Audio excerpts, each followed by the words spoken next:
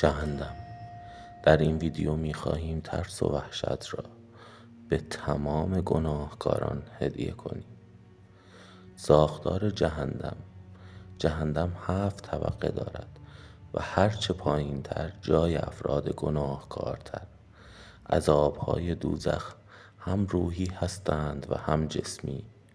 برخی از جهنمیان همیشه در آنجا می‌مانند و برخی دیگر پس از مدتی بخشوده می‌شوند. ابلیس اولین شخصی بود که پای به جهنم گذاشت. ابلیس تنها فرشته‌ای بود که به انسان سجده نکرد و به جهنم فرستاده شد. ابلیس درخواست کرد که به او اجازه داده شود انسانها را گمراه کند و با کمک ارتش شیطانی و وسوسه‌گر برای گمراهی انسانها به زمین فرود آمد. جهنم تکرار آتش و آه و فریاد است.